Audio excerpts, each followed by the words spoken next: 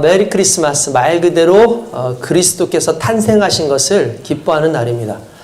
오늘 우리가 알아야 되는 것은 우리가 성탄절하고 얘기를 하니까 오늘 예수님이 태어나신 것으로 생각하기 쉽지만 제가 성탄 예배 때마다 항상 얘기하지만 예수님이 돌아가신 때는 알아요. 그러니까 6월절 전날에 돌아가셨어요. 안식일 전날에 돌아가셨어요. 근데 예수님이 탄생하신 날은 몰라요. 그러니까 성경에 예수님이 탄생하신 날이 언젠지 정확하게 나오지가 않아요. 그러니까 문헌적으로 나오지 않습니다. 그러면 왜 여러분 12월 25일로 그러면 정해졌느냐? 이 부분이 항상 궁금하고 또 우리가 자주 또 이야기를 또 해드렸었는데 심지어 이 날에 대해서 어떤 다른 이제 흔히 말하는 이단이라고 할 수 있는 그런 곳들이 있잖아요. 그래서 뭐 그런 사람들은 이 12월 25일이 원래는 로마에서 태양신을 섬기던 날인데 그 태양신을 섬기던 날을 기독교인들이 섬기는 것은 이건 말 그대로 태양신 숭배하는 거랑 똑같다라고 그렇게 얘기를 해서 오늘날 사람들이 이 성탄절에 대해서 그 이단 협회, 흔히 말하는 안상홍 증인회라고도 하고 요즘 하나님의 교회라고도 하는 그 이단에서는 그걸 끊임없이 얘기해가지고 사람들에게 예수님이 마치 문제가 있는 것처럼 그렇게 얘기합니다. 근데 실은 이게 다 이유가 있고 의미가 있어요. 전에도 말씀드렸지만 이 313년에 밀라노 칙령이 이제 있은 이후로 그냥 간단하게 말하면 그 당시에는 로마가 인정한 종교만 종교였어요. 그러니까 무슨 말이냐면 기독교가 왜 300년 동안 핍박을 받았었냐면 네로 황제 때부터 여러분들 아시겠지만 기독교는 이제 말 그대로 이상한 종교다. 그들은 사교고 심지어 국가를 이제 인정하지 않는 그런 집단들이다. 또한 형제, 자매 이렇게 하다 보니까 근친상간하는 종교다. 심지어 예수 그리스도의 피를 마시고 살을 먹는다라는 말을 쓰니까 시기나는 인종이들이다. 그래서 기독교를 엄청나게 박해를 해가지고 정치적으로도 여러 가지 박해를 해가지고 약 무려 300년간을 기독교를 박해를 했어요. 그러다가 콘스탄티누스라고 하는 황제에 의해서 313년에 기독교를 국교가 아니라 기독교를 종교로 인정했어요. 그러니까 로마에서 하나의 너희들이 믿어도 되는 종교 이런 식으로 선포를 한 거예요. 그러다가 훗날에 기독교가 흔히 말하는 국가 종교로 아예 그냥 모든 이제 다른 종교들은 다 채취하고 국가 종교로 인정이 되면서 흔히 말하는 기독교 국가가 되는 겁니다. 그러니까 로마가 그 이후로 이제 로마 카톨릭이라고 하는 그 부분으로 계속해서 나오죠. 그럼 여기서 우리가 알아야 되는 게 그럼 왜 성탄절이 갑자기 왜 생겼느냐? 뭐 여러분들 잘 아실 거예요. 성탄절은 다시 말하지만 예수 탄생 기념 감사 예배일이에요. 그러니까 크리스마스 하면 크리스라는 말, 크라이스트에서 나온 말이고 크라이스트는 말 그대로 그리스도, 예수님을 의미하는 거고 마스라는 것은 그 당시에 미사, 그러니까 지금 우리식으로 따면 예배를 의미하는 거예요. 그러니까 그리스도께 드리는 예배라는 의미고 우리가 흔히 뭐 엑스마스 해가지고 엑스 하는데 엑스는 잘못된 말이고 이거는 헬라어의 키, 뭐 우리가 카이 그렇게 부르기도 하지만 키라고 하는 그 알파벳이에요. 그래서 이건 예수 그리스도라는 말을 쓸 때 그 크라이스트, 그러니까 크리스트라는 말을 쓸 때 그 이 키가 제일 먼저 나오니까 이니셜로 흔히 말하는 대문자로 딱 놓고 나서 그 다음에 이렇게 엑스마스처럼 이렇게 하는데 실제로는 엑스마스라고 읽으면 안 되고 말 그대로 크리스마스라고 읽는 게 맞습니다.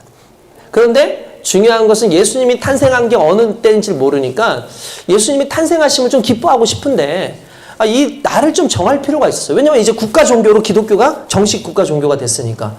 근데 여러분들 우리가 자주 얘기하죠. 로마의 휴일이라는 말 들어보시죠. 로마의 휴일. 로마의 휴일이라는 말이 왜 나왔냐면 로마의 휴일이 어마어마하게 많았어요. 왜 로마의 휴일이 어마어마하게 많냐면 로마는 다신 국가입니다. 신들이 어마어마하게 많죠. 그들이 고대부터 믿어왔던 바벨론 종교뿐만 아니라 우리가 잘 아는 제우스라든지 이런 뭐 헤라라든지 이런 그 로마뿐만 아니라 그리스의 신들까지도 그들이 다 섬겼어요. 그러니까 그들이 하나의 종교인 거예요. 그러다 보니까 신들이 너무 많다 보니까 신들의 탄신일이나 또는 신들의 특별한 일들마다 다 휴일로 정하는 거예요. 그러니까 그때마다 휴일이 생기니까 로마가 휴일이 어마어마하게 많은 거죠. 그러니까 뭐 나라에 뭐 거의 뭐 3분의 1 정도는 거의 뭐 휴일이다라고 볼 정도로 그렇게 휴일이 많았던 거예요. 그런데 예수 그리스도의 탄생에 대해서는 휴일을 주려니까 새로운 휴일을 지정하는 것 자체가 상당히 부담스러워요. 안 그래도 휴일도 많은데. 그러면 언제 예수님 탄생하신 것을 우리가 기념하면 좋으냐라고 생각해 보니까 그 당시에 가장 큰 신이 무슨 신이었냐면 태양신이었어요. 그러니까 그들이 섬기는 태양신의 절기에 태양신을 몰아내고 그 날짜를 예수님 탄생하신 탄생일로 하자라고 해서 그때부터 크리스마스가 됐는데 그게 12월 25일입니다. 그러니까 뭐 이단들이 말하는 뭐 태양신을 섬기나 그런 게 아니라 오히려 세상을 구속할 수 있는, 세상을 구원할 수 있는 그런 믿음을 가지고 믿었던 그 태양이 실은 신이 아니라 아무것도 아니고 그냥 단지 하나님께서 만드신 피조물일 뿐이다 라는 걸 선포하고 오히려 그날을 예수 그리스도를 섬기는 날로 선포한 날, 그날이 바로 크리스마스예요. 그러니까 오늘날 우리에게 크리스마스는 너무나 중요한 의미를 가지고 있는 거죠. 뭐 사람들이 그 이단들이 말하는 그런 식으로 해석하면 안 됩니다.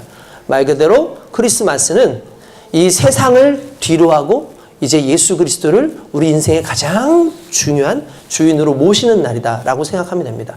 그러니까 사람들 앞에 여러분들 가서 예수님 탄생하신 날이야 그렇게 얘기하시면 안 돼요.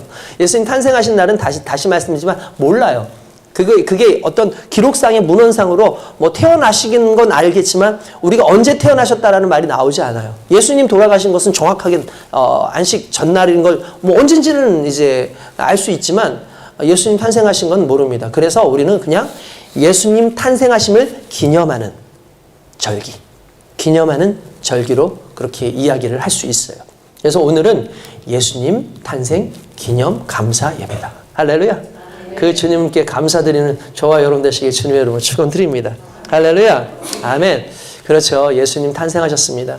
여러분 특별히 예수님이 탄생하셨다라는 그 자체에 왜 우리가 감격해야 되냐면 이 단어를 항상 외워두세요. 성육신. 뭐라고요? 성육신. 육신으로 나셨다라는 게 이게 포인트예요. 왜 육신으로 나셨다는 게 포인트냐면 그냥 예수님이 태어나셨대. 이게 중요한 게 아니에요. 실은. 태어나셨대 자체만으로 중요한 게 아니라 그분이 육신으로 오셨대가 중요한 거예요. 왜 그러냐면 예수님은 원래 우리의 눈으로 볼 수 없는 분이잖아요. 하나님은 우리의 눈으로 볼 수 없어요. 인간이 하나님을 볼 수 없어요. 하나님과 우리는 이미 존재론적으로 차이가 있어요. 우리는 다시 말하지만 3차원적 존재입니다.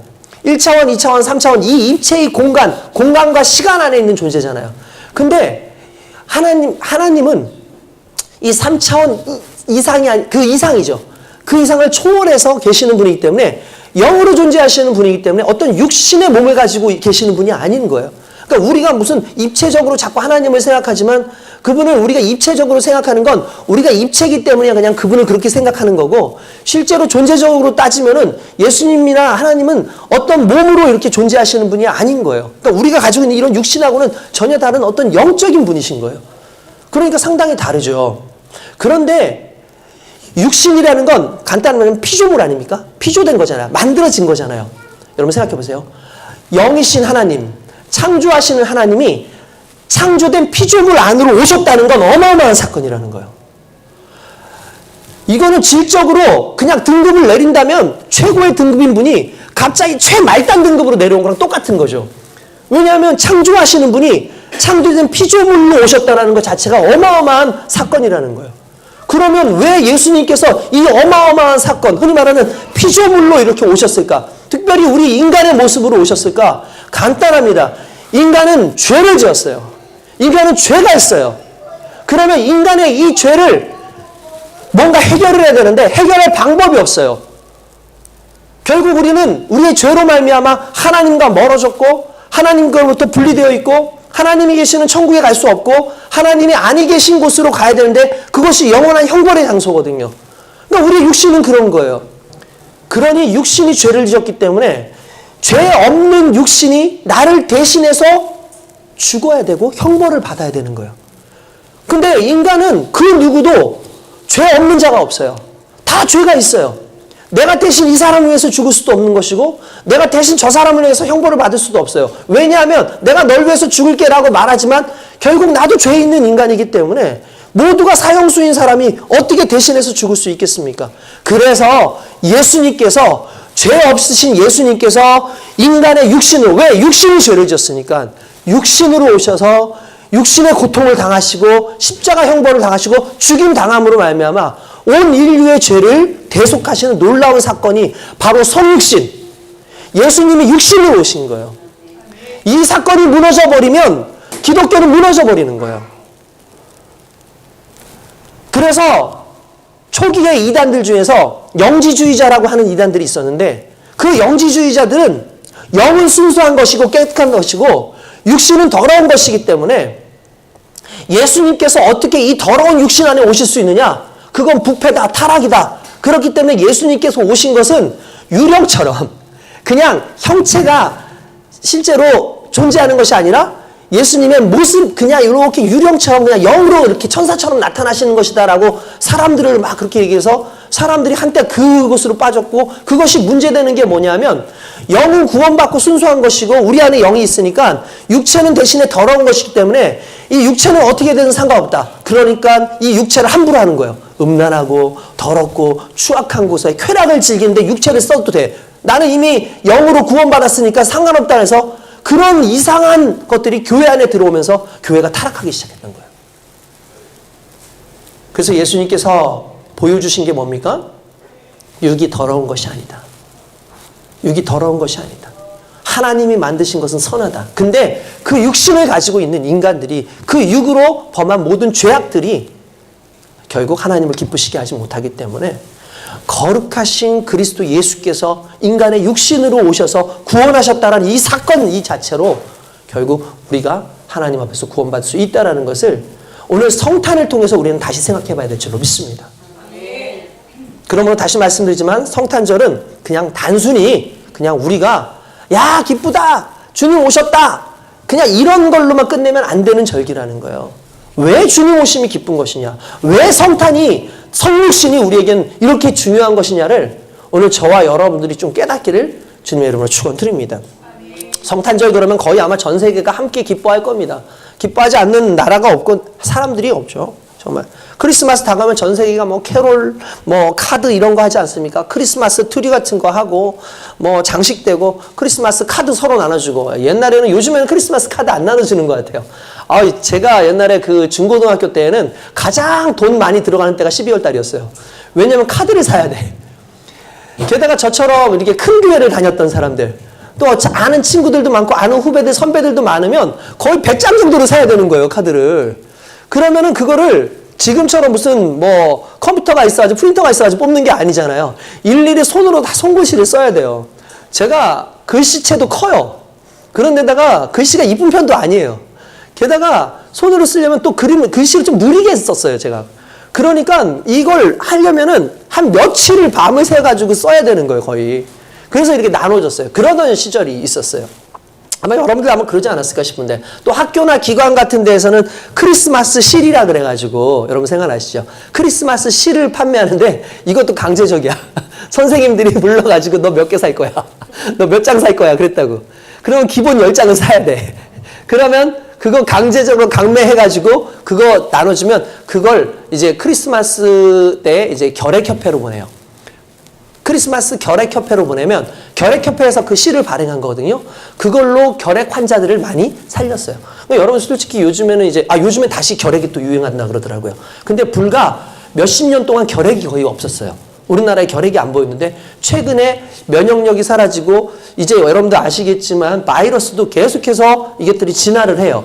내성이 생기기 시작하고 어느 순간부터 이게 사람 몸에 이제 좀 변이를 일으켜가지고 새롭게 결핵균으로 오기도 하고 바이러스도 오기도 합니다. 근데 지금 또 그런 시대로 했죠. 그러니까 결핵 한때 이제 씨를 거의 안 사다가 안 팔다가 요즘에 다시 이제 이렇게 크리스마스 씨를 좀 적극적으로 팔아서 결핵 환자들 도와야 된다. 뭐 이런 얘기까지 나오더라고요. 어쨌든 그랬어요. 거리마다 캐롤 부르고 구세군에 딸랑딸랑. 제가 며칠 전에 영등포를 갔더니 영등포 그 지하 상가에서 진짜 구세군복 딱 입고 딸랑딸랑 뭐 부르유술 돕시다 부르유술 돕시다 이러면서 딸랑딸랑 종치고 있더라고요. 또 그걸 보니까 또 크리스마스가 됐구나라는 어떤 좀 그런 생각도 듭니다. 게다가 뭐 크리스마스 그러면 뭐니 해도 사람들이 산타클로스 이런 거 많이 생각하지 않습니까? 물론 우리는 그걸 별로 중요시 여기지 않죠. 그래서 우리 교회에서는 이제 뭐 산타에 대해서 상당히 좀 지우려고 애쓰는 그런 교회로 이렇게 있는데, 원래는 그 중세가 되기 전에 소아시아, 그러니까 지금은 오늘날에 말하면 투르키에, 그러니까 터키 정도 될 거예요. 거기에 니콜라우스라고 하는 주교가 있었습니다. 이 주교가 가난한 어린아이들을 돌보고 가난한 사람들을 돌보는 일들을 상당히 많이 하고 적극적으로 많이 했어요. 그래서 그 사람을 기념해서 성 니콜라우스라고 하는 적인데, 성이라는 말, 거룩하다라는 말을 산타라 그래요. 산타 니콜라우스 합해서 산타클로스라고 한 거예요. 그래서 그 사람을 기념하던 것이 어느 순간 예수 그리스도를 믿는 사람으로서의 삶을 살아서 기념하는 것인데, 어느 순간 예수님보다 그 사람이 더 커져서 오늘날 인류의 사람들이 마치 산타클로스가 구원자인 것처럼 착각하고 오늘날 산타클로스를 열망하고 그를 이 크리스마스의 대표 주자로 놓고 있는 또 이런 현실도 있다는 것이 상당히 참 가슴 아픈 일입니다. 뭐 교회에서는 새벽 기도도 하고 저녁에 옛날에 저희 막 행사 같은 거 했어요. 지금도 참 그 시절 생각하면 참 기분이 좋고 그래요. 좀 힘들긴 했었지만 한 달 정도의 시간을 들여가지고 뭐 여기 우리 김선남 집사님도 그 시절에 이제 청년으로 같이 있었으니까 알겠지만 그 당시에 우리 연극 같은 것도 하고 그리고 막 찬양도 하고 막 율동도 하고 우리가 뭐 만들어서 무슨 손유입 심지어 뭐 이제 신앙송 이런 것도 하고 이런 식으로 한 10몇 년 거의 20년 가까이 그렇게 막 했던 것 같아요. 근데 지금은 우리 그렇게 안 하죠. 크리스마스 전날이면 항상 그렇게 했어요. 뭐 문학의 밤 이런 식으로 뭐 이렇게 해서 성탄 전야 축제 했었는데, 솔직히 지금 뭐 우리 교회에서는 이제 주일날 오히려 이 크리스마스 날 당일날 좀 집중하자, 좀 예배에 집중하자. 그런 행사도 중요하지만 좀 여기에 더 의미를 두자. 왜냐하면 그 행사하고 난 다음에 다음날 안 와. 행사하고 난 다음에 많이 사라져. 어른들만 오고 청년들 몇 명만 오고 애들은 다 오지도 않고 와도 이제 몇몇 아이들만 와가지고 그냥 돌아가는. 그러니까 이거 누구를 위한 행사냐 해가지고 했던 적이 있어요. 근데 중요한 건 여러분 오늘날 그래요. 지금도 여전히 그러고 있어요. 사람들이 이렇게 기쁜 것을 막 기뻐하고 뭐 축제를 열긴 하지만 정작 왜 기뻐해야 되는지도 모르고, 이날은 오히려 여러분들 아시겠지만 온갖 음란하고 방탕한 그러한 정말 환락에 취해 있는 그런 쾌락에 취해 있는 그런 날들로 만들어버리고 변질되어 버리지 않았습니까? 그래서 예수 믿지 않는 사람들에겐 야 우리한테 공휴일 하나 생겼다.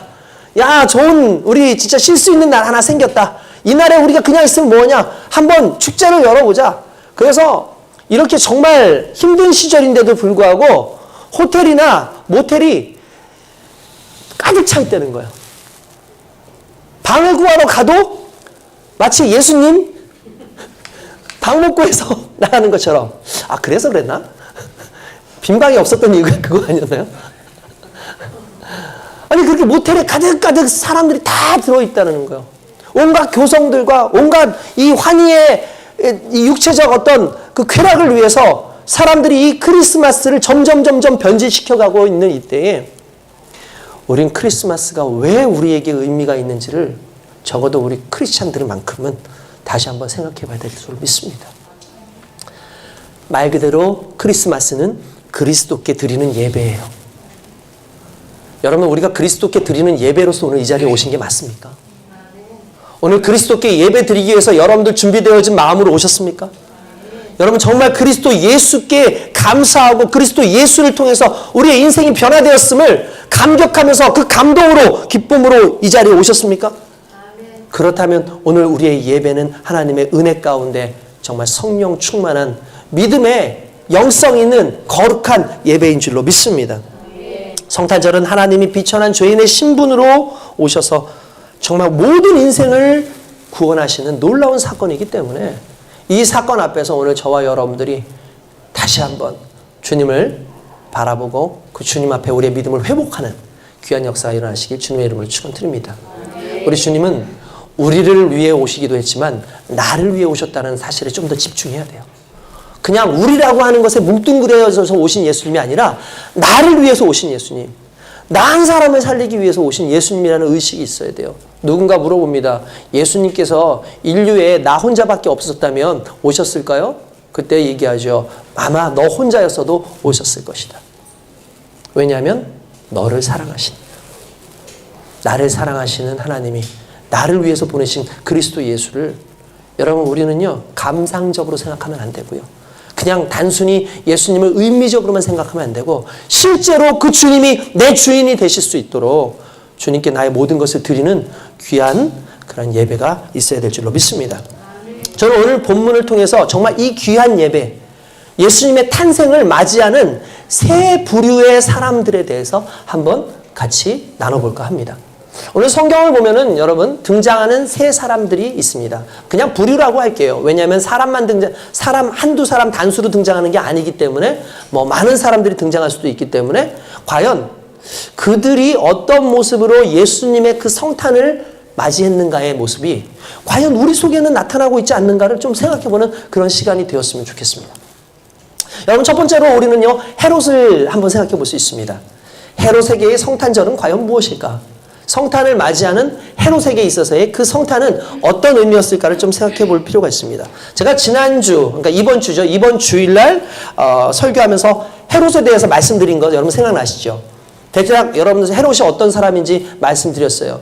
또 여기 또 새롭게 오신 분들도 있고 그날 못 들으신 분들도 있기 때문에 그냥 간략하게 얘기하자면 원래 헤롯이라고 하는 이 왕은 왕으로서의 자격이 있는 사람은 아니었습니다.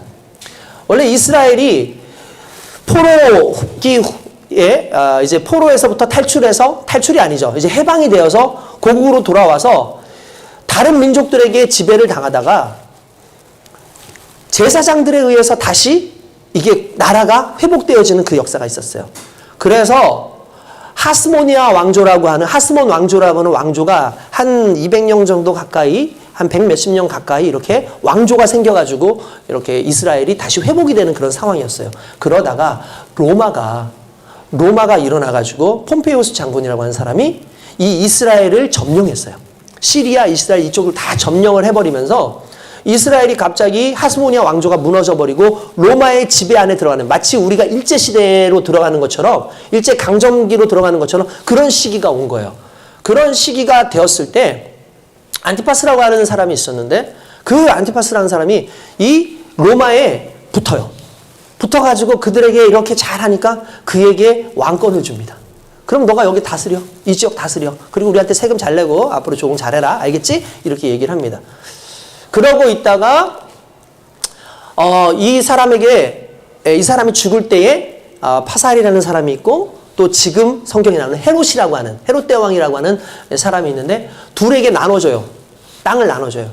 그래서 땅을 나눠주고 난 다음에 둘이 이제 다스려라 하고 죽게 되는데 이 헤롯이 이 파사엘을 물리치고 아예 그 지역 자체를 다 점령을 해버려요. 그래서 이스라엘이 헤롯에게로 돌아가는데 바로 우리가 잘 아는 헤롯 대왕, 성경이 지금 나오고 있는 헤롯이 바로 그 헤롯입니다. 그 헤롯이라는 사람은요 원래 유대인이 아니에요. 유대인이 아니고 그 아버지부터 이미 에돔 사람. 에돔은 어디라 그랬죠? 생각나세요? 에돔의 조상이 누구예요? 에서예요. 아브라함에게 이삭에게서 태어난 두 아들 에서와 야곱 중에 야곱은 우리가 잘 아는 이스라엘의 선조라고 할 수 있는 12지파를 세우는 첫 번째 사람이 되고 에서는 아예 다른 민족이 돼서 에돔이라고 하는 민족이 됐는데 그 사람들을 뭐라고 부르면 이두메 사람이라고 불렀어요. 이두메라고 불렀어요. 그러니까 이두메 사람이에요. 그러니까 정통적인 이스라엘 사람이 아니었던 거예요. 그러니까 이스라엘 사람들이 항상 무시해. 왜냐하면 이스라엘 사람들은 이방인들을 무시해요. 이방인을 무시할 뿐만 아니라 메시아는 오직 유다 족속에서만 나온다라고 성경이 말하고 있었기 때문에 그는 메시아로 보지 않는 거예요. 화가 나죠. 스트레스 받죠. 그러니까 자기가 메시아이고 싶어요. 그래서 메시아일 수 있는 방법이 무엇일까를 생각하다 보니까 가장 좋은 방법 중에 하나는 하스모니아 왕조에 있는 여인과 결혼을 하는 거죠. 왜냐면은 그 이스라엘 여인이니까, 유다 여인이니까 내가 그 사람하고 결혼하면 어느 정도 그래도 정통성을 갖지 않을까? 라고 얘기하다가 결혼을 했어요. 결혼을 했는데 나중 가서는 오히려 결혼한 그 여자를 죽이기도 해요. 왜냐면 제사장들이 그걸 못마땅해 하는 그런 상황들이 있었어요. 정치적으로. 그래? 안 되겠다. 이쪽으로 붙어야지. 그런데 거기에다가 무슨 생각까지 하냐면, 야, 안 되겠다. 이래가지고 내가 도저히 안 되겠고, 어떻게든지 이 이스라엘 사람들의 민심을 좀 얻어야겠는데, 그러려면 어떻게 되냐? 좋은 방법이 있습니다. 그게 뭐냐? 했더니 성전을 짓는 거예요. 이전까지 성전이 많이 망가져가지고 있고, 성전이 거의 막 무너져 있는 상황인데, 성전을 다시 재건하십시오. 아주 어마어마한 성전을 건축하면 사람들이 당신을 메시아로 볼 겁니다. 라고 얘기합니다. 그래? 알았어 해서 성전을 그때부터 짓고, 예수님 올 때까지도 성전이 지어져서 무려 성전 짓는 시간이 성경에 보면은 나와 있어요. 46년 동안이라는 말이 나오니까, 46년간 지었다는 말이 나오니까 이 헤롯 때부터 헤롯 이후까지도 계속해서 성전을 짓는 역할을 한 거예요. 그러다가 그냥 성전도 그냥 짓는 게 아니라 아주 의리의리하게 지어서 심지어 성전의 부분에 어떤 부분에는 금을 칠해놨어요. 그러면 성전을 보는 것만으로도 대단하다라는 그 느낌이 들지 않겠습니까? 그렇게 해서 사람들의 환심을 살려고 했었던 사람이 헤롯이었습니다. 헤롯은 잔인한 사람이었다고 얘기했죠. 딱 사내들인 공회의원, 흔히 말하는 오늘날의 지금 국회의원과 같은 그런 사람들이에요. 종교 지도자들, 자기한테 반기를 들 것 같으니까 300명인데 300명 다 죽여버려요. 그러니까 지금으로 따면 우리 국회의원들 300명 다 죽는 거 똑같은 거예요. 그래서 자기가 왕권을 공고히 하고 자기가 원하는 사람들을 사내들인 공회의 의원으로 세우기 시작을 한 거죠. 잔인한 사람이었어요. 사람들을 다 죽이는 그런 사람이었습니다. 결국 그 사람이요, 32살에 왕위에 올라가지고 주전 4년까지 37년 동안 유대 나라를 통치하는 왕이 됐습니다. 아주 그냥 억압 통치를 하고 잔혹하게 하면서도, 그러면서도 유대인들에게는 은근히 또 인기가 있는 게 성전을 지어주고 막 이러니까 나름대로 인기가 있었던 거죠. 그럼에도 불구하고 자기가 항상 컴플렉스가 있었어요. 내가 유대인이 아니다. 내가 유대인이 아니다라는 그 컴플렉스가 자꾸 모든 것을 자꾸 왜곡해서 보게 하는 그런 상황이 되는 거예요. 여러분, 정체성이 중요해요. 왜 정체성이 중요한 줄 아십니까? 내가 누군지를 확실하게 알아야 그걸 통해서 일을 할 수 있는 거예요.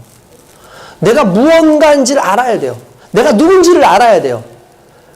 내가 왕자라는 걸 확실하게 알면 내가 가난하게 살아도 나는 왕자로 살아요. 그렇지 않습니까? 옛날에 양반 보십시오. 양반들 몰락해서 살아도 뒷짐지고 하고 다니잖아요. 그 이유가 뭡니까? 자기가 양반이라는 걸 알아요, 자기들이. 그러니까 그 양반이라는 걸 알기 때문에 행동을 양반처럼 해요. 그런데 돈 주고 산 사람들 있잖아요. 이런 사람들, 양반을 돈 주고 산 사람들, 이런 사람들은 양반 행세를 하지만 항상 마음 가운데 이게 뭔가 아닌 걸 알아요. 자기가 그게 아닌 걸 알아요. 그러니까 돈을 더 갖다 써요. 오히려 부를 자꾸 늘리려고 그래요. 권력을 좀 얻으면 자기 신분이 바뀔 거라고 생각해서 권력을 돈으로 사는 그런 행동들을 해요. 그러다 보니까 무리수를 자꾸 두게끔 되어 있는 거예요. 마찬가지예요. 우리 예수 믿는 사람들도 예수 믿고 하나님의 자녀라는 정체성이 있으면 세상 가운데에서 꿀리지 않아요. 근데 우리의 정체성이 희미해지니까 예수 믿고 구원받은 하나님의 자녀로서의 아들이 아니라 여전히 세상 가운데 죄악 가운데 있는 가난한 부모 밑에서 살았던 아들이라는, 딸이라는 생각이 있다 보니까 어떻게든지 그거를 극복을 해내기 위해서 무력을 자꾸 더 나타내기 시작하고 권력력을 더 나타내기 시작하는 이런 모습이 있을 수 있어요. 어떻게 보면 헤롯이 그런 사람일 수 있다는 겁니다. 자기가 유대인이 아니기 때문에, 유대인의 왕의 정통성이 없기 때문에 그는 계속해서 잔인하게 하기도 하고 때때로는 사람들을 구워 삼기도 하고 정말 옳지 않은 모든 일들을 하기도 했던 사람이라는 걸 알 수 있죠. 그럼에도 불구하고 그의 그러한 통치가 모든 사람들을 기쁘게 할 수는 없었을 거예요. 자기 스스로도 만족하지 못했겠죠. 그랬던 그에게 나중에 어느 날 동방 박사들이 지나가면서 들립니다. 그리고 그에게 물어보죠. 우리는 성경에 대해서 잘 모르는데 이스라엘에 오래전부터 내려오는 말에 메시아가 온다더라, 왕이 온다더라, 우리가 별을 봤다.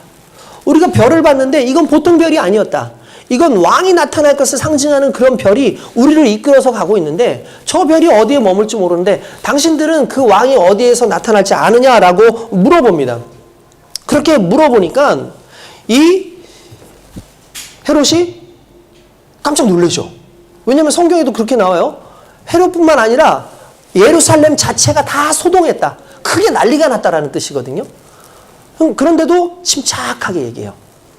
잠깐 기다려보세요. 내가 한번 물어볼게요. 그리고는 제사장에게, 서기관들에게, 흔히 말하는 종교 지도자들한테 물어봅니다. 야, 메시아가 태어난다 그러는데 그게 어디야? 어디에서 태어나는 거야? 라고 얘기하니까 성경에 보면 베들레헴에서 그 메시아가 태어난다고 했습니다. 라고 그렇게 얘기를 하는 거죠. 그러니까 이 헤롯이 와서 베들레헴에서 난다고 그렇게 얘기를 해주면서 이렇게 나옵니다. 가만히 불러. 여기서 성경에 보세요. 7절에 보면은 8절에 보면은 가만히 불러서 박사들에게 불러 별을 나타난 때를 자세히 묻는다라고 되어 있어요. 여러분 이게요 어떤 식이냐면은 이런 거예요. 되게 공손한 척. 잠깐 일로 오시겠어요? 그래요? 언제 별이 나타났어요? 언제 별이 나타났어요? 그래요? 그러면 그 별을 멈추고 메시아를 찾으면 반드시 저한테 얘기해 주세요. 내가 어떻게 할 거냐면 경배하겠습니다. 경배하겠습니다. 라고 얘기합니다. 여러분 그렇게 얘기를 했어요. 근데 여러분 과연 그의 의중이 정말 경배하려고 그랬던 거였을까요? 오늘 읽진 않았지만 지난주에 읽었던 16절에 보면 정확하게 나옵니다. 헤롯의 의도가 명확하게 나와요. 이에 헤롯이 박사에게 속은 줄 알고 심을 놓아요. 사람을 보내요. 베들레헴과 그 모든 지경에 있는 사내 아이들 이 어떻게 하라고요? 2살 아래로 다 죽이라고 그렇게 명령을 내립니다. 무슨 말입니까? 속인 거였다는 거죠. 자기도 속았다고 생각하지만 그 메시아를 발견하면 가서 죽이려고 마음을 먹고 있었다는 거예요. 그러니까 어떻게 보면 헤롯에게 있어서 성탄절은 어떤 성탄절이었던 겁니까? 나의 적이 생겼다. 나를 힘들게 하고 내 왕권을 빼앗고 나를 죽이기 위해서 나타난 왕이다. 라는 생각을 가지고 적대시하는 왕이었다는 거죠. 그래서 헤롯은 음모와 거짓과 술수와 살인으로 이 성탄절을 맞이한 겁니다. 여러분 이걸 보면서 우리가 생각해야 되는 게 있어요. 헤롯과 같은 마음은 아닌가라는 거예요. 우리가 헤롯은 아닌가? 제가 매년마다 여러분한테 우리가 헤롯은 아닙니까? 우리가 헤롯은 아닙니까? 라고 얘기하잖아요. 예수님 탄생하신 것이 겉으로는 감사하고 겉으로는 우리가 예배 시간에 와가지고 있지만 여전히 예수님이 여러분들을 통치하는 게 불편해요. 여전히 여러분들 예수님의 종으로서 사는 것, 예수님의 자녀로서 사는 것 정말 불편하고 내가 그렇게 사는 거 원하지 않아요.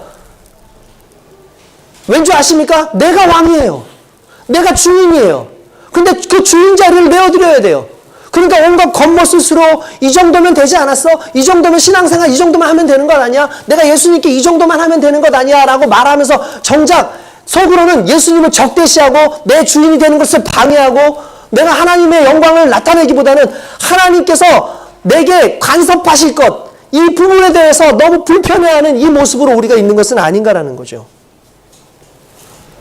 오늘 저와 여러분들이 세상 가운데 살면서 이 부분을 경계해야 되는 거예요.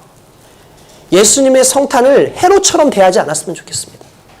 예수님의 성탄을 내가 주인 되는데 방해되는 요소로 생각하면 안 된다는 거예요. 자기의 권력을 취할까 봐. 이와는 대조적으로 우리 예수님은 아무런 힘도 없이 이 땅에 오신 온 인류의 왕 아니셨습니까? 권력도 없고 신화도 없고 능력도 없고 아무것도 없지만 온 인류를 위해서 당신을 내어주신 진정한 왕. 누군가를 죽이면서 권력을 차지하는 왕이 아니라 자기를 죽여서 모든 사람들로 하여금 살게끔 하는 진정한 생명의 왕으로 이 땅에 오셨다는 사실이 오늘 저와 여러분들에겐 감동이 되야 될 줄로 믿습니다. 여러분 많은 사람들이 이 예수님을 얼마나 이 예수님의 그 사랑과 또는 예수님의 그 구원의 능력들을 얼마나 좀 희석시키려고 하는지 몰라요. 요즘에 여러분 이 헤롯이 지금은 표면적으로 성경에 나오는 건 막 죽이고 하는 헤롯으로 등장하지만 오늘날의 헤롯들은요 그렇지 않아요. 오늘날의 헤롯들은 타협합니다. 오늘날의 헤롯들은 타협해서 자기 좋을 대로 만들어요. 여러분 요즘에 잘 아실 거예요. 12월 25일 날 교회에서만 트리를 세우는 게 아닙니다. 절에서도 트리를 세웁니다. 절에서도. 실제로 이게 언제부터 시작됐냐면은 이게 2012년이었나 11년이었나 안 돼. 그때에 조계사에서 트리를 세웁니다. 트리를 세웠어요. 그래서 그때 그 행사 때 12월 17일 날 오후 5시 30분에 불을 밝혀요. 그리고 나서 이 행사의 조계종 총본사인 조계종 총무원장이라는 자승이라고 하는 중이 있는데 그 사람의 관계자들 다 부르고 심지어 한국 기독교회 NCCK라고 하는 그 한국 기독교 교회 협의회 김영주 총무 목사인데 그분을 초대를 해가지고 참석을 합니다. 더 재밌는 건 산타크로스 복장을 한 그 조계사 합창단이 캐롤을 부르고 노래를 불렀어요. 아기 예수 탄생을 찬양하면서 축하했습니다. 사람들이 막 박수 쳤어요. 신문에도 나오고 텔레비전에도 나왔어요. 왜냐하면 이건 어마어마한 사건이잖아요. 타 종교가 타 종교를 위해서 적대시하는 게 아니라 그걸 끌어안았다. 이건 종교 대통합이다. 라고 얘기하면서 사람들이 너무 기뻐했어요. 그러면서 이 총무원장이라는 사람이 나와가지고 저 스님이라는 사람이 이제 설법 같은 걸 하지 않습니까? 일종의 축하 연설을 하지 않습니까? 한번 들어보세요. 예수님은 구원하러 오신 것이 아니라 본래 행복한 존재라는 것을 알려주러 오셨다.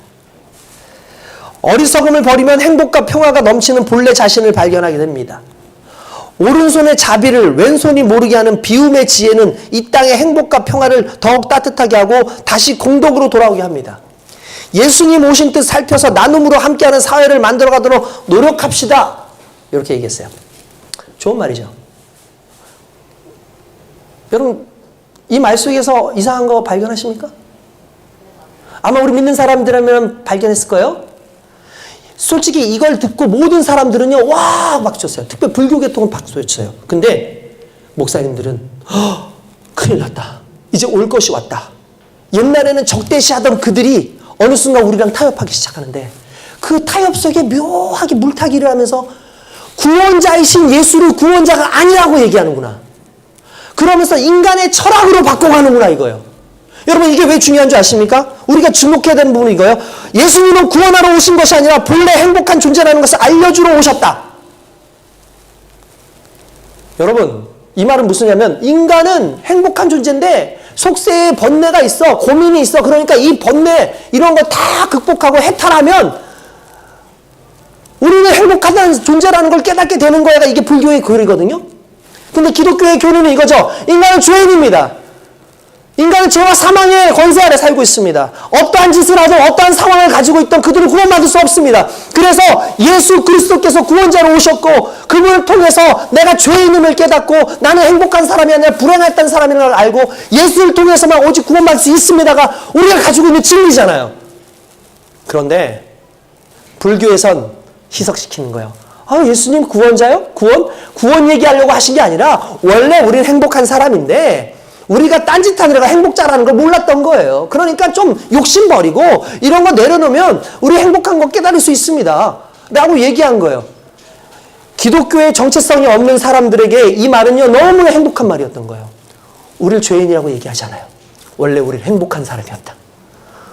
우리는 행복한 사람이다. 너희가 마인드 컨트롤만 조금 잘하면 행복해질 수 있다. 이게 여러분들 얼마나 위험한 건지 아시겠습니까? 그게 결국 기독교를 세상 속으로 물들게 해요. 그렇지, 우리는 원래 행복한 종교야. 그래, 뭐 우리가 뭐 얼마나 죄인이야. 예수 믿는 사람들도 그래. 아니 내가 무슨 회개할 필요가 뭐가 있어. 여러분들 요즘에 우리 회개라는 단어 잘 안 쓰는 거 아시죠? 교회에서 목사님들도요 회개하사라는 말 잘 안 해요. 성도들이 싫어한다고. 왠지 아시죠? 성도들이요 다 죄 짓고 오거든요. 그러니까 무슨 얘기 듣기 원하냐면 위로 듣기를 원해요. 목사님이 좀 위로해 줬으면 좋겠어. 목사님이 그냥 여러분들 그렇게 살아도 괜찮습니다. 그래도 하나님 여러분 사랑하십니다. 라는 말 듣길 원해요. 그런데 성경은 회개하라. 회개하라. 이 회개하라를 끊임없이 강조하지 않습니까? 왜요? 돌아서라는 거예요. 하나님과 함께 해야 되는데 그 회개치 못한 우리의 죄성이 하나님과 함께 하지 못하게 하는 거예요. 근데 오늘날의 세상, 오늘날의 헤롯은 적대하는 헤롯이 아니라 방법을 바꿨어요. 회유하는 거예요. 어떻게든 회유하는 거예요. 너희 죄인 아니야. 너희 문제 없어. 그냥 그렇게 살면 돼. 좀 착하게 살면 되지. 그러나 성탄절은 무엇을 얘기하는 겁니까? 우리가 죄인이라는 걸 명시하는 거예요. 너희가 죄인이기 때문에 너희가 그냥 잘 행복하게 산다고 해서 살 수 있는 것이 아니라 죄의 문제가 해결되어지고 너희를 만드신 하나님과의 관계가 화목하게 해결되어질 때 진정한 하나님의 행복과 하나님이 주신 그 생명이 너의 인생 가운데 거하게 되는 거야 라는 말씀하시는 날이 바로 성탄절입니다. 헤롯처럼 여러분 우리가 성탄을 대해서는 안 된다는 거예요. 여러분 중립은 있을 수 없습니다. 중도는 있을 수 없습니다. 성경엔 오직 믿을 거냐 말 거냐만 있는 거예요. 하나님 제일 싫어하시는 게 뭔지 알죠? 미지근한 거. 너희가 미지근하냐? 내가 토하여 내리라. 신앙생활 더 이상 미지근하게 하지 말자고요. 여러분 언제까지 미지근하게 살 겁니까 우리가? 예배를 드릴 거면 제대로 예배를 드리셔야죠. 예수를 믿을 거면 제대로 예수를 믿어야죠. 예수님을 위해서 내 목숨까지도 다 드리겠다라는 그 생각을 가지고 예수를 믿지 않는 한 우리는 여전히 세상과 타협하고 하나님과 타협하면서 살아가는 존재일 수밖에 없는 겁니다. 주님 앞에 온전히 서는 경배를 흉내만 내는 것이 아니라 진짜 완벽하게 경배하는 저와 여러분 되시길 주님의 이름으로 축원드립니다. 내 속에 헤롯이 있어서 주님 받기 원하지 않는 생각 한번 늘 생각해 봐야 된다는 사실입니다. 두 번째로 성경에 등장하는 인물들이 있습니다. 그게 누굴까요? 대제사장 서기관들입니다. 그리고 예루살렘 백성들입니다. 여러분 이 사람들은요 성탄절에 대한 소식을 들었어요. 성탄에 대한 이야기를 들었어요. 예수님이 오시는가 메시아가 오셨구나 라는 이야기를 듣습니다. 당시에 제사장, 서기관 이런 사람들은요 신학적인 지식을 가지고 있는 그런 사람들이에요. 성경을 달달달달 서기관들은요 성경을 외웁니다. 여러분들 그냥 서기관들이요 성경 안 펴고 딱 나와가지고 성경을 이야기해요. 막 성경을 이야기해요. 그러면 사람들이 성경을 외우는 말씀을 듣고 아멘 아멘 하고 있는 거예요. 그 당시에. 그러니까 서기관들은 왜 외울 수밖에 없냐면 서기관은 성경을 베껴 쓰는 사람들이거든요. 그러니까 그때 지금처럼 이렇게 뭐 훌륭하게 무슨 성경책이 나오는 게 아니잖아요. 인쇄술이 발달된 데가 아니잖아요. 그러니까 서기관들이 성경을 베껴 써야 돼요. 왜? 조금 있으면 이 성경이 다르니까. 이 성경이 또 이렇게 낡으면 없어지니까. 그러니까 성경을 계속 대대로 베껴 쓰는 거죠. 그러니까 베껴 쓰려니까 안 보고도 쓸 수 있을 만큼의 성경을 외워야 되는 거예요. 그러니까 그런 사람들이 서기관이에요. 서기관 제사장들한테 물어봅니다. 야, 어디서 태어난대? 어디서 태어난대? 물어보니까 그들이 얘기를 하죠. 어디서 태어나면요. 미가서에 딱 나와요. 5장 2절에 이렇게 합니다. 또 유대 땅 베들레헴아 너는 유대 고을 중에서 가장 작지 아니하도다. 내게서 한 다스리는 자가 나와서 내 백성 이스라엘 목자가 되리라. 할렐루야. 할렐루야 맞잖아요 이거. 아멘. 미가서에 나와요. 미가서에 나오는 걸 정확하게 딱 외워서 얘기해 줬어요. 그렇구나. 베들레헴에서 나누구나. 완전히 완벽하게 어디서 태어날지에 대해서도 이야기하고 있지 않습니까? 뿐만 아니라 여러분 성경에는요 예수님이 탄생하실 것이 뿐만 아니라 별 얘기도 나와요. 우리가 별 그러니까 갑자기 뚱딴지같이 웬 별이 얘기가 나와 그러잖아요. 예언서보다도 훨씬 오래된 게 뭐죠? 모세오경이에요. 모세 때 쓰여진.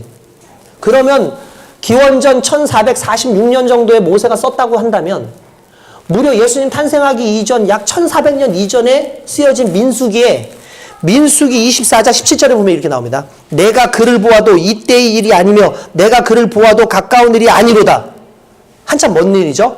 한 별이 야곱에게서 나오며 한 규가 이스라엘에게서 일어나서 모압 이쪽 저쪽으로 쳐서 무찌르고 또 셋의 자식을 다 멸하리로다. 이 말씀이 장차 나타날 이스라엘의 메시아를 의미하거든요. 거기에 별이 나와요. 한 별이. 그러니까 구약의 그 성취를 예언을 신약에 성취하는 내용이 실은 별 얘기예요. 그냥 별이 그냥 저거 뭐 동방박사들 그 마구수라서 그냥 별 보고 왔나 보다. 그 얘기가 아니라 실은 별이 의미가 있는데 단지 그들이 그걸 확인했을 뿐인 거예요. 별이 예수님이 오는 그 부분을 보여준 거죠. 우리가 아는 이런 별은 아니었을 거예요. 왜냐하면 우리가 보는 별은 여기서 보든 광주에서 보든 한 곳에 있잖아요. 근데 이 별은 움직이는 별이었으니까 분명히 천사들의 움직였을 가능성이 높다는 거예요. 특별한 별이었다는 거죠. 그것으로 옮겨왔어요. 그것도 다 알아요. 여기에는 신학, 석학들이 다 모였어요. 여기에는 박사들이 모였습니다. 그리고 베들레헴까지는요, 불과 10km밖에 되지 않아요, 예루살렘에서. 근데 여러분 재미있는 이야기가 뭔지 아십니까? 그들은 따라가지 않습니다. 그들은 따라가지 않습니다. 무슨 말이냐면 그들은 메시아에 관심이 없어요. 여러분 놀랍지 않습니까? 성경에서 메시아를 얘기하는데 성경을 외우는 사람이 메시아에 관심이 없어요. 확인해 보려고 하지도 않아요. 여러분 이게 우리일 수 있어요. 예수를 알아요. 성경을 배워요. 설교를 들어요. 근데 예수에 관심이 없어요. 메시아에 관심이 없어요. 예수님한테 관심이 없어요. 그래서 그분을 따라가지 않아요. 이게 우리일 수 있어요. 이게 당시 종교 지도자라고 하는 대제사장, 서기관, 바리새인들의 모습인데 그 모습이 우리하고 지금 다를 게 뭐냐는 거예요. 예수님 탄생하시고 오늘의 이 성탄의 기쁜 날에도 오늘 이 자리를 채우지 못한 수많은 사람들이 있을 겁니다. 아니 그런 걸 떠나서 항상 예수를 우리의 삶 가운데 모시고 살았는데 그렇게 살지 않는 우리의 모습들이 있잖아요. 인정하지 않는 거죠. 예수님을 인정하지 않는 거죠. 예수에 대해 관심이 없죠. 여러분 성경 외우는 거 너무나 중요하고 성경 공부하는 거 너무 중요한데 성경대로 살지 않으면 의미가 없고 바리새인 되는 거예요. 성경을 외우는 것보다 더 중요하고 성경 지식을 아는 것보다 더 중요한 건 성경에 구체적으로 나오는 예수님이 어떤 분이신지를 깨달아야 되고 그분을 믿는 것이고 그분이 어떤 삶을 살았는지 내가 살아내는 것이 가장 중요한 거예요. 그걸 가르쳐야 돼요. 그걸 이야기해야 돼요. 그런데 오늘날 이 대제사장과 같은 사람들의 특징이 뭡니까? 성탄이 돼도 관심이 없어요. 예수님이 와도 관심이 없어요. 왜 관심이 없습니까? 그나마 헤롯은 관심을 가져요. 죽이려고 하니까. 그를 죽여야 되니까. 근데 이들은 아예 관심조차 없어요. 왠 줄 아십니까? 그들의 목적이 달랐어요. 자금 잘 먹고 잘 살아요. 헤롯 아래서 대제사장으로, 당시의 대제사장은요, 일반적으로 대제사장 계열의 사람들을 사두개인이라 불러요. 사두개인이 뭐냐면, 다윗 당시에, 솔로몬 당시에, 솔로몬에게서 레위 지파로 내려오는 사람들 중에 아론의 계열 중에 그 자손들만 제사장을 할 수 있었어요. 대제사장들을. 근데 대제사장을 해야 되는데 그 대제사장 중에 사독이라고 하는 사람의 계열로 쭉 내려오는 제사장 무리들이 있어요. 그걸 사두개인이라고 불러요. 그러니까 당시의 권력자들인 거예요. 근데 이 권력자들은 어떤 권력을 가지고 있었냐? 여러분, 이건 오늘날에도 우리에게 필요한 부분입니다. 왜 이 얘기를 하냐면 오늘날에도 수많은 종교인들이, 수많은 목회자들이 사두개인처럼 살아요. 이 사람들의 특징이 있습니다. 헤롯 편이에요. 로마 편이에요. 헤롯의 말을 잘 듣습니다. 로마의 말을 잘 듣습니다. 그래서 성전에서 사람들을 돈을 끌어내기 위해서 당시에는 성전에다가 헌금을 하려면 일반 헌금을 못 내요. 왜 헌금을 못 냈을까요? 간단해요. 일반 국가, 그러니까 전 세계에 통용되는 돈은 금화든 은하든 거기에 보면 사람 얼굴이 새겨져 있는데 그게 누구냐면 황제예요. 유대인들은 황제를 섬겨요, 안 섬겨요? 안 섬기죠. 예배 때 우상을 드릴 수 없잖아요. 그러니까 그걸 헌금으로 낼 수 없는 거예요. 그러니까 성전에서만 쓸 수 있는 돈이 있었어요. 그 돈으로 바꾸는 거예요. 바꾸면서 커미션을 먹는 거죠. 그런 일들을 하는데 실은 아무나 할 수 있는 게 아니죠. 사두개인들한테 아니면 제사장들한테 돈을 바치는 사람들. 이런 사람들을 해주는 거예요. 비둘기 팔아요. 왜요? 제사 드려야 되니까. 이거 누구한테 주는 거예요? 제사장한테 돈 주는 사람들. 이런 자신들의 이 권력을 보니까 돈이, 왜 예수님 싫어하는 줄 아십니까? 예수님 와서 엎어버리잖아요. 뭐 누가 뭐 예수님은 뭐 예루살렘에 몽키스패너라고 와가지고 막 때린다고 막 애들 농담처럼 얘기하는 그 말? 채찍을 때려가면서 엎어버리지 않습니까? 우리 하나님의 아버지의 집은 기도하는 집이지 너희가 강도의 구로를 만들었다. 왜 예수님이 그렇게 얘기했습니까? 성전의 의미가 퇴색해버린 거예요. 그러니까 싫은 거예요. 그러니까 예수님이 그렇게 얘기했습니까? 성전의 의미가 퇴색해버린 거예요. 그러니까 싫은 거예요. 성전의 의미가 퇴색해버린 거예요. 그러니까 싫은 거예요. 성전의 의미가 퇴색해버린 거예요. 그러니까 싫은 거예요. 성전의 의미가 퇴색해버린 거예요. 그러니까 싫은 거예요. 그런데 그렇게 만들었던 그들이었어요. 대제사장들이 그런 사람들이었어요. 돈이 들어와요. 행복하죠. 자기의 권력을 누릴 수 있어요. 그 돈을 가지고 또 로마 정부에다가 헤롯에게 갖다 바쳐요. 비용해 줄 수밖에 없죠. 이런 악순환이 돌아가는 거예요. 오늘날 우리는 안 그럴 줄 압니까? 오늘날 우리는 안 그렇게 삽니까? 수많은 종교들이, 심지어 제가 다시 말할게요. 큰 교회들 회개해야 돼요. 자신들의 어떤 그 위치를 차지하기 위해서 정말 어떻게 보면은 잘못되어 있는 것의 부역자처럼 살아가고 있어요. 이거 여러분, 아니요, 그렇지 않다라고 말하지 마십시오. 실제로 그렇게 해왔어요. 주님 기뻐하지 않습니다. 오늘날 한국엔 교회는 존재하지만, 교회당은 존재하지만 교회는 존재하지 않는다. 교회는 존재하지만 그 안에 예수가 존재하지 않는다. 이 이야기를 듣고 살아가지 않습니다. 왜냐? 생명이 사라지는 걸 보잖아요. 교회의 생명들이 사라지는 거. 교회의 생명이 사라졌다는 건 그리스도가 없다는 거예요. 우리가 회개해야 될 일이에요. 뭔가 좋은 멘트의 설교를 하고, 뭔가 사람들한테 막 심리적인 이야기를 해주고, 뭔가 무슨 복지적인 것을 해주고, 청년들 이런 사람들 모아가지고 막 기쁘게 해주고, 뭔가 먹어주고 살며주고 막 이렇게 해주는 거, 그게 좋은 교회가 아니라 그리스도의 복음이 있어서 고난받더라도 힘들더라도 괴롭더라도 내가 이 복음을 지키기 위해서 애쓰고 노력하는 그 교회가 살아있는 교회고, 믿음의 교회 아니겠습니까? 저는 우리 교회가 그런 교회이기를 원합니다. 여러분, 우리가 그런 사람 아닙니까? 지식적으로는 하나님을 알고 지식적으로는 성경을 알지만 아무것도 아닌, 결국 왜곡되어진 그런 인생을 살아가고 있는 것. 다 종교적이잖아. 다 종교적으로 해요. 다 모든 것이 종교적이에요. 여러분, 크리스마스와 관련된 게 그냥 12월만 있는 게 아닌 거 아시죠? 12월만 있는 게 아니에요. 흔히 말하는 세일할 때, 한여름의 크리스마스. 이런 거 들어보셨죠?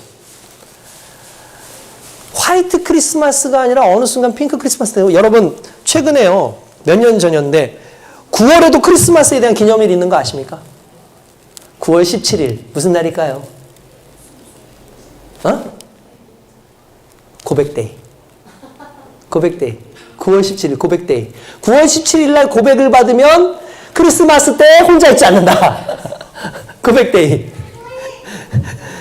그래서 9월 17일 날 100일이 생 거예요, 100일을. 그래서 갑자기 뜬금없이 9월 17일, 그날 상술이 종교적 색채들이 묻어나지만 하나님과 전혀 상관없는, 예수님과 상관없는 것이 그 안에 있는 거죠. 여러분, 이게 우리일 수 있어요. 예수님을 이용해 먹는, 신앙을 이용해 먹는 그런 종교인 같은 인생들이 되면 안 됩니다. 할렐루야. 12월 연말 되면 우리는 막년회 하지 않습니까? 막년회. 여러분, 막년회가 무슨 뜻이에요? 1년간에 있었던 안 좋은 기억도 잊어버리자. 막년회. 근데 왜 하필이면 12월입니까? 12월엔 예수 그리스도께서 탄생하신 날인데, 탄생하시면 기념한 날인데, 우린 기억해야 돼요. 잊어버리는 게 아니라 그분의 은혜를 기억해야 돼요. 막년회로 끝나는 연말이 아니라 새롭게 기억하고 새롭게 기뻐하고 감격하는 감격의 날들이 되어야 될 줄로 믿습니다. 할렐루야.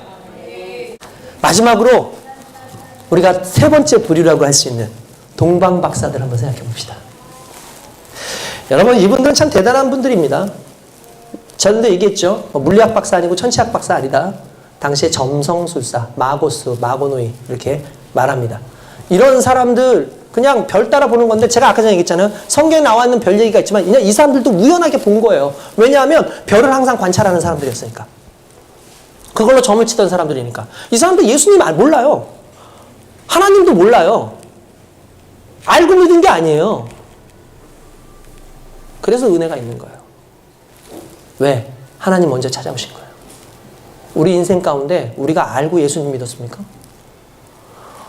우리가 알아서 예수님 믿었습니까?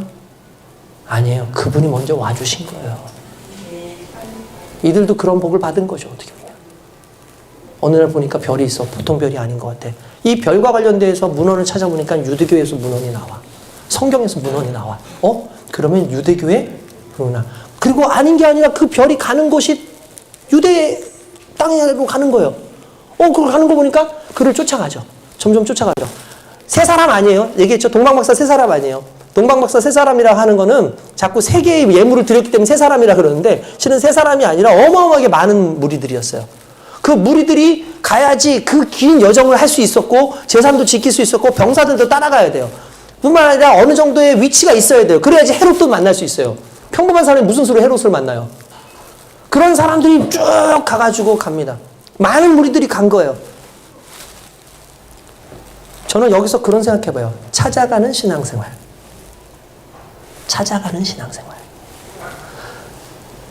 은혜를 받으면 이제 은혜 이후에 그 은혜를 찾아가는 신앙생활이 저와 여러분들이 있어야 돼요.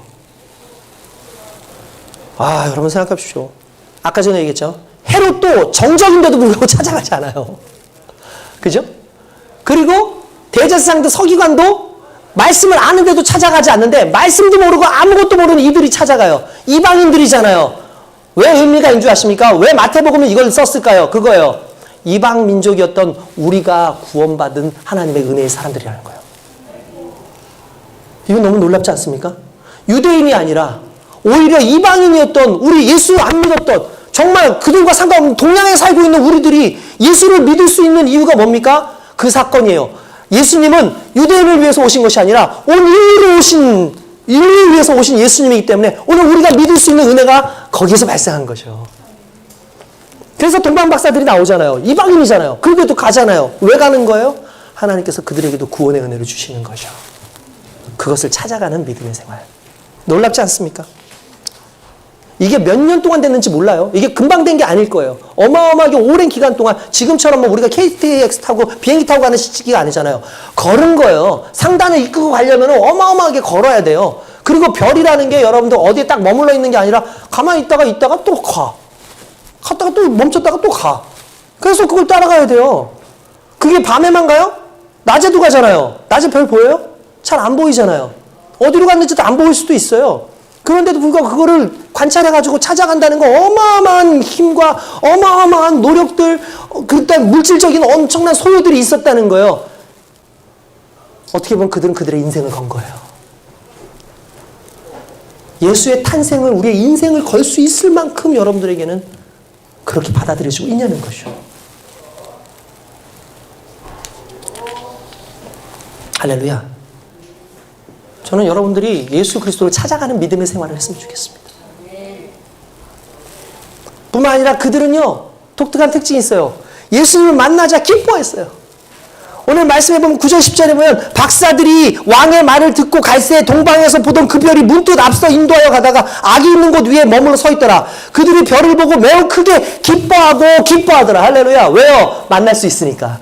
별이 멈춘 게 기쁜 게 아니에요. 이제 별이 멈췄기 때문에 우리가 그리스도를 만났다는 자체가 기쁜 거죠. 구원자를 만났다는 자체가 기쁜 거죠. 여러분, 하나님을 믿는 여러분들이 오늘 예배를 드리는데 기쁨으로 오셨습니까? 오늘 지금 여러분들 기쁨이 넘치고 있습니까? 오늘 예수 그리스도께서 오셨다는 그 사실 앞에서 여러분들 기쁨으로 지금 막 흥분하고 있습니까? 동방박사들은 기뻤어요. 예수의 이름만 들어도 기쁘고 어깨춤이 덩신덩신 정말 신바람이 나는 그런 사람들이었습니다. 이게 진정한 그리스도인들의 모습이어야 되지 않겠습니까? 동방박사들은 당시 최고의 지성을 대표하던 박사들입니다. 계산해봤을 거예요. 그런데도 불구하고 그 계산을 다 버리고 체면을 다 버리고 그 예수 앞에 엎드려서 경배하며 기뻐하는 그 모습을 한번 상상해 보자는 거죠. 얼마나 행복한 모습입니까? 예수님이 좋고 기뻐야 돼요. 여러분 예배 드릴 때 기뻐야 돼요. 하품이나 하고 있을 때가 아니에요. 경배하고 예배 드리는 게 기쁘고 또 기뻐합니다. 예배 시간에 졸고 앉아있고 정말 진짜 드라마, 가요, 영화, 스포츠 하여튼 재미있는 그런 시청하는 그런 때는 정신이 반짝반짝 드는 교인이란 문제 있는 거죠. 자기를 돌아봐야 돼요. 지금 내가 무엇을 기뻐하고 있는가. 내가 기뻐하는 그것이 나은 거예요. 내가 기뻐하고 있는 것이 나은 거예요. 내가 돈을 보고 기뻐하면 그게 나은 거예요. 세상의 권력을 보고 기뻐하고 있으면 그게 나은 거예요. 근데 하나님을 보고 기뻐하면 그게 나은 거예요. 예수를 보고 기뻐하면 그게 나은 거예요. 동방박사들은 그렇게 기뻐하지 않습니까? 여러분 우리 기독교는요. 기쁨의 종교라는 말을 쓰고 있지 않지만 그냥 편하게 그냥 종교라는 말 기쁨의 종교죠. 성경에도 나와요. 승리하면 기뻐하고, 역대하에 보니까 예배하고 기뻐하고, 고통 속에서 고난 속에서 하나님 기뻐하고, 욥기에도, 그리고 핍박당할 때도 기뻐하고, 마태복음에 나오죠. 죄를 회개할 때도 기뻐하고, 환난당할 때도 기뻐합니다. 항상 기뻐합니다. 이게 기쁨의 종교예요. 여러분, 우리는요, 슬픔의 종교가 아니에요. 자꾸 그리스도의 고난절 되면은 그 고난절 때 막 같이 막 채찍 맞고 있고 막 그런 사람들도 있거든요. 막 카톨릭에서 막 그런 사람도 있어요. 실제로 막 그런 거 해야 된다고 그러고 있고. 어떤 사람은 심지어는 자기 살갗을 뚫어가지고 예수님처럼 한번 해보겠다고 하는 사람도 있었어요. 그렇게 해서 그분의 고통을 한번 느껴보겠다? 아, 진짜 답답하지 않습니까? 아들 잘 살라고 뼈 빠지게 일해가지고 그 진짜 재산도 물려주고 했는데 이 아들이란 놈은 우리 아버지의 고통이 무엇인지 알아보겠다 그러고 자기가 그러고 다닌다고 생각해 보십시오. 그 아버지가 복장 터지죠. 예수님께서 기쁨을 주시려고 오셨는데 우리 예수님 기쁨을 주기 위해서 얼마나 고통스럽고 슬프셨을까. 나도 저 슬픔 한번 좀 그대로 한번 살아. 이게 아니라고요. 얼마나 기쁨이 넘치는 겁니까? 여러분, 인생을 기쁨으로 살기 원합니다. 은혜를 좀 누리고 사세요. 은혜를 짐으로 여기지 말고. 저는 자주 얘기했잖아요. 자전거 끌고 갈 땐 짐이에요, 진짜. 타고 다닐 때는 너무나 좋은데 망가져가지고 언덕백이 올라가서 보세요. 이거 편하려고 한 건데 짐이거든요. 정말 미치겠더라고요. 똑같은 거예요. 은혜가 감사하면 은혜고 기쁨인데 이 은혜가 때때로 내게 짐처럼 느껴지면 그것만큼 힘든 게 없어요. 사명을 어떤 사람은 기쁨으로 여기는 사람이 있고 어떤 사람은 사명을 짐처럼 여기는 사람이 있어요. 무거워요. 힘들어요. 나 이 사명은 정말 너무 괴로워 죽겠어요 라고 말하는 사람이 있고 어떤 사람은 하나님 감사해요. 내가 주님 기뻐하시는 그 사역에 동참할 수 있는 것이 너무 감사해요. 내가 세상 사람이 아니라 하나님의 자녀이기 때문에 믿기 때문에 맡겨주신 이 사명은 너무 감사해요 라고 말하는 거 이게 오늘 저와 여러분들에게 필요한 부분인 거잖아요. 먼 긴 시간을 왔는데 불평불만하지 않았어요. 감사했죠. 기뻐했죠. 오늘 여러분들 봉사하시는 분들, 악기 치시는 분들, 찬양하는 분들, 아니 이 여기에 와가지고 있는 여러분들 모두가 기쁨으로 이 예배를 감당하지 않으면 이미 여러분들은 가식적인 여러분은 대제사장 아니 헤롯 그 이상일 수도 있어요. 오늘 철저하게 회개하고 주님 앞에 서야 될 줄을 믿습니다. 동방박사들은 예수님께 엎드려 절하지 않습니까? 경배하지 않습니까? 무슨 말입니까? 자기의 모든 걸 내려놨다라는 거예요. 자기의 모든 신분을 내려놓습니다. 애긴데 그 어머니하고 그 아기 앞에 가서 절을 하잖아요. 경배했다라고 얘기 나오니까 이거 진짜 경배가 뭐지라고 할지만 그냥 엎드려 절했다예요. 엎드려 절했다. 이 사람들 보통 사람들 아니었다고 얘기했죠. 대단한 권력자들이고 대단하게 존경받는 사람들인데 자기의 모든 신분을 냈고 그 핏덩어리 어린 아기한테 절을 했다? 이건 정말 자기의 모든 걸 내려놓는 거예요. 예수는 나를 내려놓고 하지 않으면 믿지 못하는 거예요. 그래서 성경은 그렇게 얘기죠. 자기를 부인하고 자기 십자가를 지고 가라. 감당이 안 되거든요. 나를 부인하지 않으면 감당이 안 돼요. 항상 할 때 있죠. 이걸 내가 어떻게 해요? 이걸 내가 어떻게 해요? 이걸 내가라고 할 때 내가 존재하는 이상 그거 못해요. 근데 이걸 시키신 분이 하나님이고 내가 그분 아래 있습니다라는 걸 알면 해요. 할렐루야. 그게 예배잖아요. 예배의 회복이 있어야 되잖아요. 예배는 받는 게 아니라 드리는 거예요. 그런데 왜 우리는 예배 끝나고 나면 항상 은혜를 받았는지 못 받았는지를 자꾸 물어보죠? 나 은혜 받았어요. 못 받았어요. 예배를 드리는 것이 핵심이라면 설교를 듣는 이 시간보다 하나님께 예배드리고 찬양하는 거기에 조금 더 집중돼야 되는 건 아닌가? 그러니까 하나님께 드리는 걸 집중해야 되는데 하나님께서 주신 것에 집중을 해가지고 시험 들고 있고 안 들고 있고를 따지고 있는 거예요.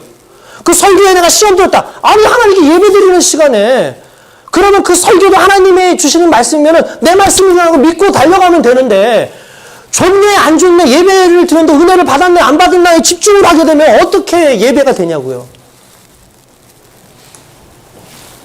예배가 무너지는 겁니다. 내가 주님께 예배 드리는 것은 그 값을 치르지 않으면서 나는 하나님께 뭔가를 받기를 바라는 그런 기대하는 예배를 드린다면 이 예배는 굉장히 중요한 우선순위가 바뀌었다는 걸 의미하는 거죠. 내 귀만 즐겁게 하고 내 배만 배부르게 하고 결국에는 내 영혼을 영적인 안일과 타락에 빠지게 하는 그런 종교 행위를 하고 있는 예배로 전락시킨 것은 아닌가를 한번 생각해 보자는 겁니다. 마지막으로 동방 박사는 3가지 귀중한 예물을 드립니다. 유향은 아라비아, 인도 그리고 소말리아에서 나는 유황목에서 추출되는 그런 향료입니다. 그리고 모략이라는 것은 아라비아, 이디오피아에서 자라나는 발삼 종류의 모략나무라고 있어요. 그 모략나무에서 추출한 향료입니다. 특별히 모략나무는요, 치료를 위해서도 사용하고 제의, 마술, 결혼식, 화장품에도 다 쓰여져요. 그래서 옛날에 사람이 죽으면 방부제로 쓰이는 것도 모략을 발랐어요. 미라를 만들 때. 그리고 거기에 가장 귀하다고 하는 금을 드리죠. 무슨 의미입니까? 가장 존귀한 것을 드렸다는 거예요. 솔직히 우리 하나님께 헌금 하나 드리면서도 솔직히 계산하잖아요. 안 해요? 진짜 안 하냐고요. 여러분 헌금 한번 드리면서도 내가 이걸 드리는 순간에 여러분들 제할 거 이렇게 해서 나중에 이거 드리지 않습니까? 이걸 뭐라고 부른다고요? 팁. 팁이라고요. 팁. 이거 쓰고 요거 남네? 요거 드릴게요. 요걸 예물이라고 하지 않아요. 팁이라고 얘기해요.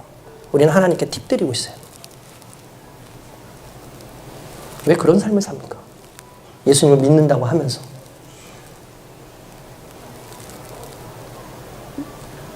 단순히 돈을 얘기하려는 게 아니에요. 여러분들 인생도 마찬가지라. 하고 싶은 거 하고 아이고 이제 겨우 시간 됐네. 가만히 있어봐. 지금 가면은 너무 빨리 가야 되니까 우리 그냥 맞춰서 가보자 해가지고 겨우 예배 시간 딱 맞춰서 그때보다도 못 할 때 있잖아요.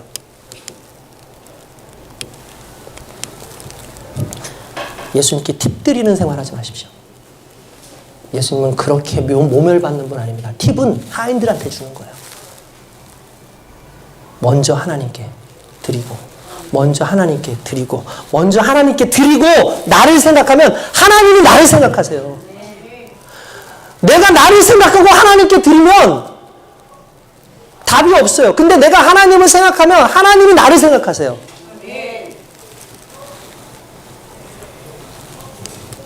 아브라함이 독자 이삭을 드리고 사르밧 과부가 마지막 양식을 드리고 마리아가 자신의 결혼 지참금을 드리고 그 과부가 두렙돈으로 하나님께 드릴 때 그들의 심령은 어땠을까? 왜 하나님이 그걸 기뻐하셨을까? 돈? 크기? 아니에요. 근데 마음 가운데 있는 하나님을 바라보는 그 믿음과 사랑이었던 거죠. 잘하시고 못하시고의 문제가 아니라 그 마음이 있느냐에 대한 문제인 거예요. 잘하시는 분들 많습니다. 여러분 우리 돈도 돈이지만 우리 인생을 드립시다. 최고의 가치가 뭡니까? 우리의 인생 아니겠습니까? 그렇게 동방바사처럼 좀 예배드리는 그런 모습이 있었으면 좋겠습니다. 오늘 저와 여러분들에게 힘주시는 하나님. 할렐루야. 뭐 그렇다고 해서 여러분들한테만 다 지금 갖다서 이렇게 다 내세요. 그런 의미를 말하는 게 아니에요. 여러분들의 마음 가운데 중심 가운데 정말 하나님을 향한 가슴이 있습니까? 그분께 예배드리고자 하는 것이 있습니까? 오늘의 이 설교가 좀 길기는 했겠지만 오늘 저와 여러분들에게 큰 도전이 됐을 줄로 믿습니다.